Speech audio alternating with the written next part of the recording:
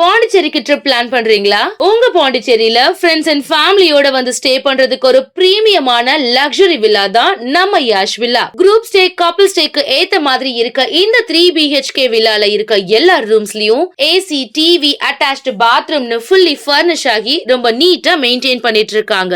தேவைப்பட்டா சமைச்சுக்க கிச்சன்ல எல்லா யூட்டன்சில்ஸும் இருக்கு. அது மட்டும் இல்லங்க, ஆர்டர் பண்ணா homemade food, car and bike ரெண்ட்ஸ்க்கு கூட ரெடி பண்ணி கொடுக்கறாங்க.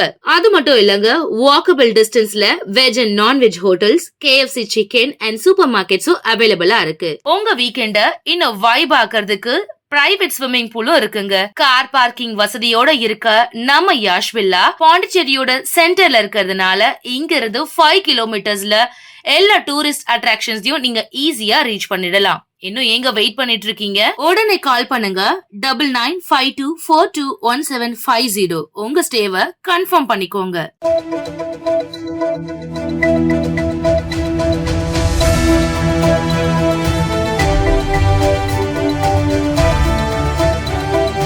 வணக்கம். சக்தி சேனலின் புதுவையின் இன்றைய நிகழ்வுகள். வருவாய்த்துறையில் பணி நியமனம் செய்யப்பட்ட 30 துணை தாசில்தார்கள் சட்டசபையில் முதல்வரை சந்தித்து வாழ்த்து பெற்றனர்.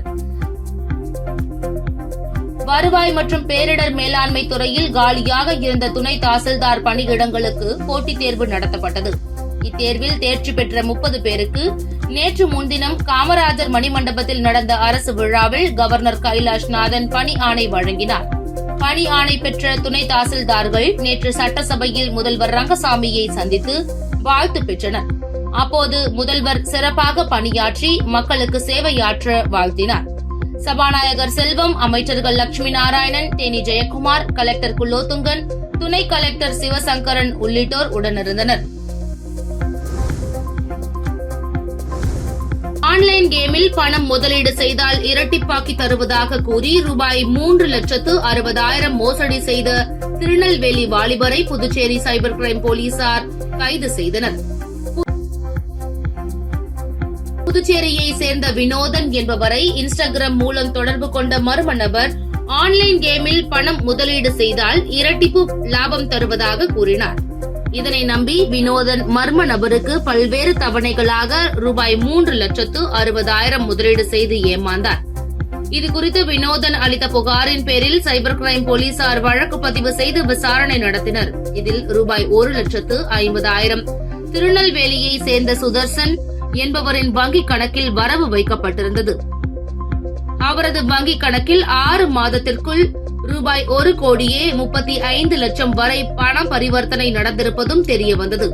இதனை அடுத்து தனிப்படை போலீசார் திருநெல்வேலி சென்று சுதர்சனை நேற்று பிடித்து புதுச்சேரி அழைத்து வந்தனர். பின் அவரிடம் நடத்திய விசாரணையில் இன்ஸ்டாகிராமில் போலி கணக்கு துவங்கி ஆன்லைன் கேமிங் மூலம் பணம் இரட்டிப்பாக்கும் விளையாட்டு குறித்த விளம்பரத்தை வெளியிட்டு 13 பேரை ஏமாற்றியது தெரியவந்தது.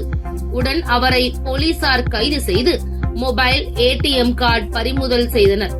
சுதர்சனை புதுச்சேரி கோர்ட்டில் ஆஜர்படுத்தி காலாப்பட்டு சிறையில் அடைத்தனர். இவ்வழக்கில் மேலும் பலருக்கு தொடர்பு இருப்பது தெரிய வந்துள்ளதால் அவர்களையும் கைது செய்ய நடவடிக்கை மேற்கொள்ளப்பட்டு வருவதாக SP ஸ்ருதி யாரகட்டி கூறினார்.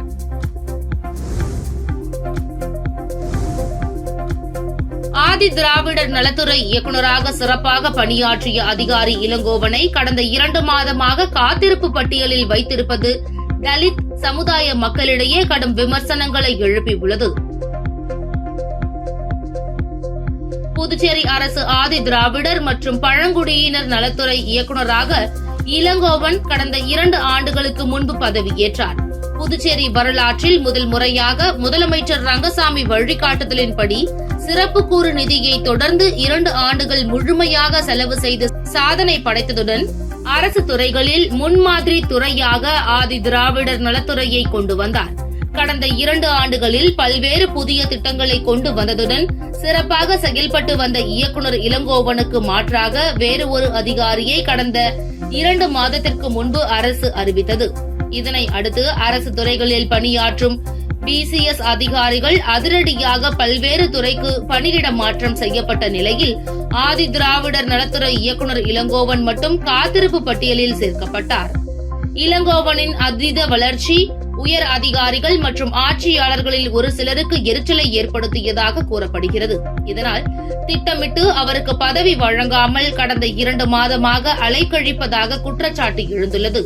மேலும் அவர் அட்டைவணை இனத்தை சேர்ந்தவர் என்பதால் அதிகாரிகளும் ஆட்சியாளர்களில் ஒரு சிலரும் கூட்டு சேர்ந்து அவருக்கு பதவி வழங்காமல் திட்டமிட்டு செயல்படுவதாக அரசு வட்டாரத்தில் பேசப்படுகிறது.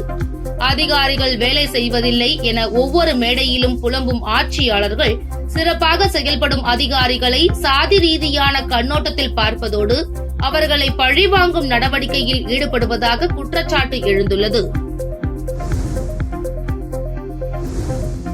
தரமற்ற மருந்துகள் கொள்முதல் செய்த வழக்கில் சுகாதாரத்துறை முன்னாள் இயக்குநர்கள் உட்பட 6 பேரை லஞ்ச ஒழிப்பு போலீசார் கைது செய்தனர்.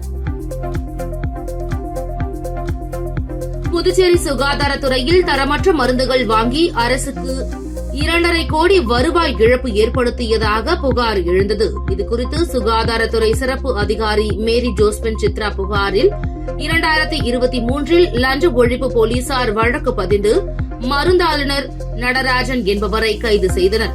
விசாரணையில் நடராஜன், அவரது மனைவி புனிதா பங்குதாரராக உள்ள சாய்ராம் ஏஜென்சி, நடராஜனின் நண்பர் பெயரில் உள்ள பத்மஜோதி ஏஜென்சி ஆகிய 2 கம்பெனிகளை போலியாக உருவாக்கி மருந்து மாத்திரைகளை கொள்முதல் செய்து அரசுக்கு 2.5 கோடி ரூபாய் இழப்பு ஏற்படுத்தியது தெரியவந்தது.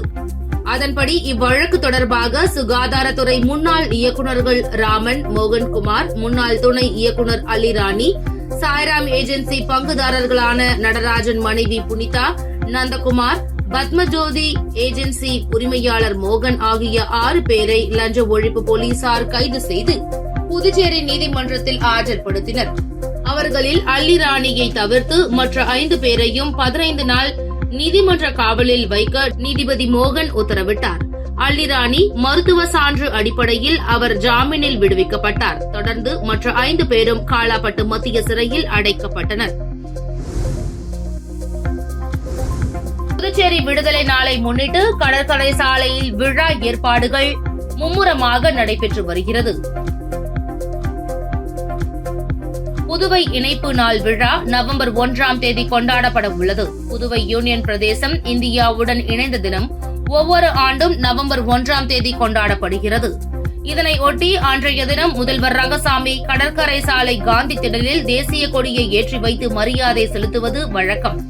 அதன்படி வரும் நவம்பர் 1ஆம் தேதி நடைபெறும் விழாவுக்கான ஏற்பாடுகள் நடைபெற்று வருகின்றன. புதுச்சேரி கடற்கரை சாலை காந்தி திடல் அருகே பிரம்மாண்ட பந்தல் அமைக்கும் பணி தொடங்கப்பட்டுள்ளது. இரவு பகலாக ஊழியர்கள் இதில் ஈடுபட்டு வருகின்றனர். இதனை ஒட்டி சட்டப்பேரவை வளாகம், துணைநிலை ஆளுநர் மாளிகை, தலைமை செயலகம் உள்ளிட்ட அரசு கட்டடங்களும் அன்றைய தினம் மின்விளக்கு அலங்காரத்தால் ஜொலிக்கும் என்பது குறிப்பிடத்தக்கது. வீடு வீடாக சென்று சிறப்பு வாக்காளர் திருத்தல் பட்டியல் பணியை மேற்கொள்ள வேண்டும் என அதிமுக மாநில செயலாளர் அன்பழகன் வலியுறுத்தியுள்ளார். இந்திய தேர்தல் ஆணையம் அறிவுறுத்தியுள்ளபடி வாக்காளர் பட்டியல் சிறப்பு தீவிர திருத்தம் தொடர்பாக புதுச்சேரியில் உள்ள அங்கீகரிக்கப்பட்ட தேசிய மற்றும் மாநில அரசியல் கட்சி தலைவர்கள் மற்றும் பிரதிநிதிகள் உடனான ஆலோசனைக் கூட்டம் மாவட்ட தலைமை தேர்தல் அலுவலகத்தில் நடைபெற்றது.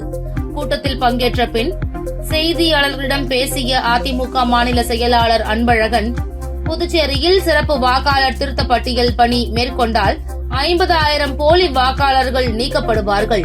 இறந்து 10 ஆண்டிற்கு மேலானவர்கள் பெயர்களும் வாக்காளர் பட்டியலில் உள்ளது. அதேபோன்று வெளி மாநிலம் மற்றும் வெளிநாடுகளில் வசிப்போரின் இரட்டை வாக்குரிமையை உடனடியாக நீக்க வேண்டும் என்றார். இந்த சந்திப்பின் போது மாநில அவைத் தலைவர் அன்பானந்தம் உடனிருந்தார். புதுச்சேரியில் சிறப்பு வாக்காளர் பட்டியல் திருத்தம் என்ற பெயரில் அரசியல் சூழ்ச்சி நடப்பதாக எதிர்க்கட்சித் தலைவர் சிவா குற்றம் சாட்டியுள்ளார். இந்திய தேர்தல் ஆணையம் அறிவுறுத்தியுள்ளபடி வாக்காளர் பட்டியல் சிறப்பு தீவிர திருத்தம் தொடர்பாக புதுச்சேரியில் உள்ள அங்கீகரிக்கப்பட்ட தேசிய மற்றும் மாநில அரசியல் கட்சி தலைவர்கள் மற்றும் பிரதிநிதிகள் உடனான ஆலோசனைக் கூட்டம் தலைமை தேர்தல் அலுவலகத்தில் நடைபெற்றது. கூட்டத்தில் பல்வேறு அரசியல் கட்சி தலைவர்கள், பிரதிநிதிகள் பங்கேற்றனர். கூட்டத்தின் முடிவில் செய்தியாளர்களிடம் பேசிய திமுக அமைப்பாளர் சிவா எம்எல்ஏ, தேர்தல் ஆணையம் அவசர கதியில் வெளியிடப்பட்டுள்ள சிறப்பு வாக்காளர் பட்டியல் திருத்த பணியை தமிழகத்தை பின்பற்றி புதுச்சேரி மாநில திராவிட முன்னேற்றக் கழகம் எதிர்க்கிறது என்றார். சட்டமன்ற தேர்தல் வர 5 மாதங்களே உள்ள நிலையில் அவசர கதியில் வாக்காளர் பட்டியல் சிறப்பு திருத்த பணி உள்நோக்கத்தோடு தொடங்கப்பட்டு உள்ளதாக புதுச்சேரி மகளிர் காங்கிரஸ் கண்டனம் தெரிவித்துள்ளது. இதுகுறித்து காங்கிரஸ் அலுவலகத்தில் செய்தியாளர்களை சந்தித்த மகளிர் காங்கிரஸ் தலைவி நிஷா, வாக்கு திருட்டு குறித்து தேர்தல் ஆணையத்திற்கு ராகுல் காந்தி பல்வேறு கேள்விகளை எழுப்பி வருகிறார். இதற்கு தேர்தல் ஆணையம் பதிலளிக்காத நிலையில் தமிழகம் மற்றும் புதுச்சேரியில் தேர்தல் வர 5 மாதங்களே உள்ள நிலையில் வாக்காளர் பட்டியல் சிறப்பு திருத்த பணி குறுகிய காலத்தில் மேற்கொள்வதில் உள்நோக்கம் உள்ளது என்றும் இதனை ஒருபோதும் காங்கிரஸ் கட்சி ஏற்றுக்கொள்ளாது என்றும் கண்டனம் தெரிவித்தார். வாக்கு திருட்டை தடுப்பதற்கு பிரத்யேக செயலி உருவாக்க வேண்டும் என்று கேட்டுக்கொண்ட அவர், வாக்காளர் பட்டியலில் பெயர் சேர்க்க இருப்பிடம் சான்று அவசியம் என்பதை தேர்தல் ஆணையம் நடைமுறைப்படுத்த வேண்டும் என்று கோரிக்கை விடுத்தார்.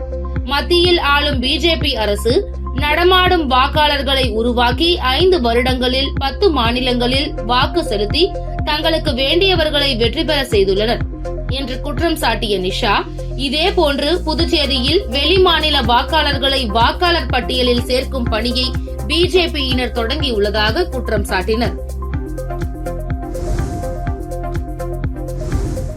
ரோந்து செல்லும் போலீஸ் அதிகாரிகள் துப்பாக்கியுடன் செல்ல வேண்டும் என டிஐஜி சத்யசுந்தரம் உத்தரவிட்டுள்ளார்.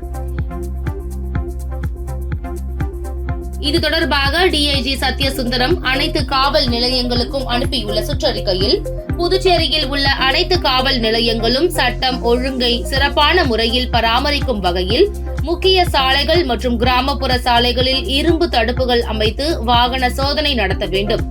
காவல் நிலையத்தில் உள்ள அதிகாரிகள் தினம்தோறும் மாலை 6 மணி முதல் இரவு 11 மணி வரை ரோந்து பணியில் ஈடுபட வேண்டும். ஒரு இடத்தில் சோதனை நடத்தும் அதிகாரிகள் 2 மணி நேரத்திற்கு பிறகு அடுத்த இடத்தில் சோதனை செய்ய வேண்டும்.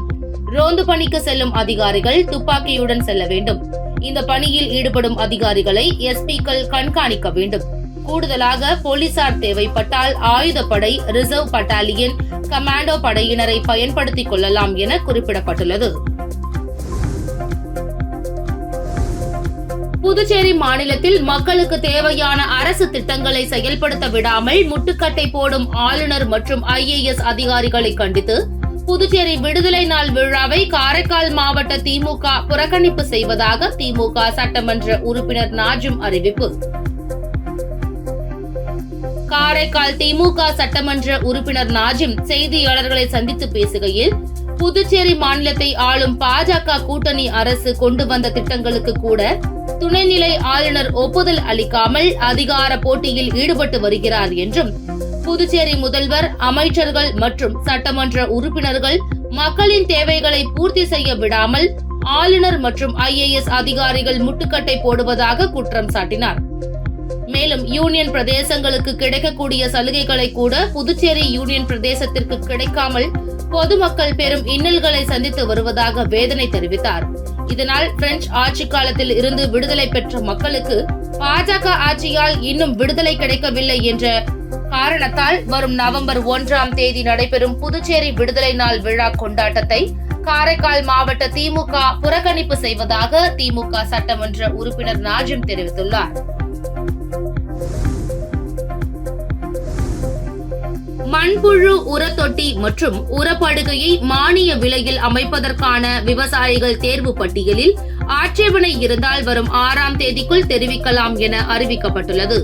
இதுகுறித்து இணை வேளாண் இயக்குநர் சண்முகவேலு விடுத்துள்ள செய்திக்குறிப்பில், புதுச்சேரி பிராந்திய தோட்டக்கலை விவசாயிகளுக்கு இயற்கை வேளாண் திட்டத்தின் மூலம் மானிய விலையில் மண்புழு உரம் தொட்டி மற்றும் மண்புழு உரப்படுகை அமைப்பதற்கு விவசாயிகள் தேர்வு செய்யப்பட்டுள்ளனர். இந்த பெயர் பட்டியல் சமுதாய தணிக்கைக்காக உழவர் உதவியகங்களின் அறிவிப்பு பலகையில் நேற்று ஒட்டப்பட்டுள்ளது. மேலும் வேளாண் மற்றும் விவசாயிகள் நலத்துறை இணையதளத்திலும் வெளியிடப்பட்டுள்ளது. இப்பட்டியலில் ஆட்சேபனை இருப்பின் வரும் 6ஆம் தேதிக்குள் புதுச்சேரி தாவரவியல் பூங்காவில் உள்ள கூடுதல் வேளாண் இயக்குநர் அலுவலகத்தில் எழுத்துப்பூர்வமாக தெரிவிக்கலாம் என குறிப்பிடப்பட்டுள்ளது.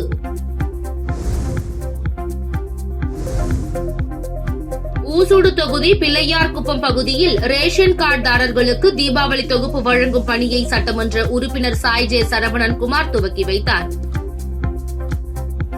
தீபாவளி பண்டிகையை ஒட்டி அனைத்து ரேஷன் கார்டுதாரர்களுக்கும் சர்க்கரை, சமையல் எண்ணெய், ரவை, மைதா உள்ளிட்ட ரூபாய் 585 மதிப்புள்ள பொருட்கள் தீபாவளி தொகுப்பு இலவசமாக வழங்கப்படும் என முதல்வர் ரங்கசாமி அறிவித்தார். இத்திட்டத்தை கடந்த 17ஆம் தேதி தட்டாஞ்சாவடி தொகுதி திலாசுப்பேட்டையில் தொடங்கி வைத்தார். அதனைத் தொடர்ந்து புதுச்சேரியின் பல்வேறு பகுதிகளில் ரேஷன் கார்டுகளுக்கு தீபாவளி இலவச தொகுப்பு வழங்கும் பணி நடைபெற்று வருகிறது. அதன் ஒரு பகுதியாக ஊசூடு சட்டமன்ற தொகுதிக்கு உட்பட்ட பிள்ளையார்குப்பம் பகுதியில் ரேஷன் அட்டைதாரர்களுக்கு தீபாவளி இலவச தொகுப்பினை சட்டமன்ற உறுப்பினர் சாய் ஜே சரவணன் குமார் வழங்கி துவக்கி வைத்தார். இந்நிகழ்ச்சியில் அமைச்சரின் துணைவியார் சமூக சேவகி அன்னபிரபாவதி, சமூக சேவகர் சாய் ஜே தியாகராஜன், தொகுதி தலைவர் முத்தாலு முரளி, ஊர் தலைவர் சுந்தரமூர்த்தி, பாஜக நிர்வாகிகள் ஆறுபடையப்பா, ஆனந்த், புதுநகர் தர்மா உட்பட கட்சி நிர்வாகிகள், கூட்டணி கட்சியினர், பொதுமக்கள் என ஏராளமானோர் கலந்து கொண்டனர். உங்கள் சக்தி சேனலின் புதுவையின் அன்றாட நிகழ்வுகளை உடனுக்குடன் தெரிந்து கொள்ள சக்தி சேனல் புதுச்சேரி யூடியூப் சேனலை சப்ஸ்கிரைப் செய்து கொள்ளுங்கள். மறக்காமல் பெல் பட்டனையும் கிளிக் பண்ணுங்க, ஷேர் பண்ணுங்க, லைக் பண்ணுங்க. உங்கள் சக்தி சேனல்.